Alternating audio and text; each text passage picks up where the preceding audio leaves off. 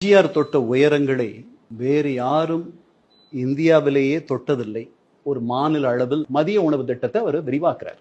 எல்லா ஸ்கூல்ஸ்க்கும் எங்கெல்லாம் தேவை இருக்கிறதோ அத்தனை ஸ்கூல்களுக்கும் போகும். இப்படி ஒரு திட்டத்தை கொண்டு வாங்கன்றார். அவர் சொல்லிட்டாரு, சூடா இருக்கணும் சாப்பாடு. நீங்க இந்த பச்சு ஆரி அதெல்லாம் சுட சுட சாப்பாடு கொடுக்கணும் அப்படின்னாரு. அந்த திட்டத்தை கொண்டு போய் அவர்கிட்ட பிரசன்ட் பண்ணும்போது அதிகாரிகள் சொன்னது இந்த திட்டத்துக்கு இவ்வளவு செலவாகும், மண்டேல இருந்து ஃப்ரைடே வரைக்கும் இந்த குழந்தைகள் இந்த ஸ்கூலுக்கு வருவாங்க அப்படின்னாரு. எல்லாத்தையும் கேட்டுட்டு எம்ஜிஆர் கேட்ட ஒரே கேள்வி, என் சனிக்கிழமை ஞாயிற்றுக்கிழமை பசிக்காதா அவனுக்கு? 7 நாளும் திட்டமாச்சு. இந்த திட்டத்தினுடைய உச்சத்துல என்ன ஆச்சுன்னா, இத்தனை 55-56 லட்சம் குழந்தைகள் படிக்க வந்தார்கள். அவர்களுக்கு இந்த சத்துணவு போச்சு. இது தவிர முதியோர்களை சேர்த்தார், பென்ஷன் வாங்கிட்டு விதவைகளா இருக்கிற சில பேரை சேர்த்தார், டெஸ்டிடியூட்ஸ் நம்ம ஆங்கிலத்தில் சொல்லுவோம், கைவிடப்பட்டவர்கள், அவர்களை சேர்த்தார்.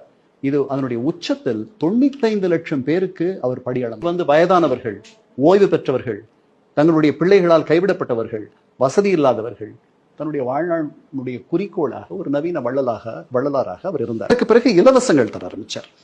அவர் கொடுத்த இலவசங்கள் என்ன? அவருக்கு அவர் போற பயணங்களில் பெண்கள் செருப்பு இல்லாத நடக்கிறத பார்த்துட்டு அவருக்கு ரொம்ப கஷ்டமா இருக்கும். எப்போ அதை பத்தி என்ன இப்படி இத்தனை பெண்கள் செருப்பு இல்லாத நடக்கிறாங்க? முதல்ல இலவச காலணி தரார், அப்புறம் இலவச சேலை தரார், இலவச வேட்டி தரார், பிள்ளைகளுக்கு இலவச பல்பொடி தரார், இலவச நோட்டு புத்தகம்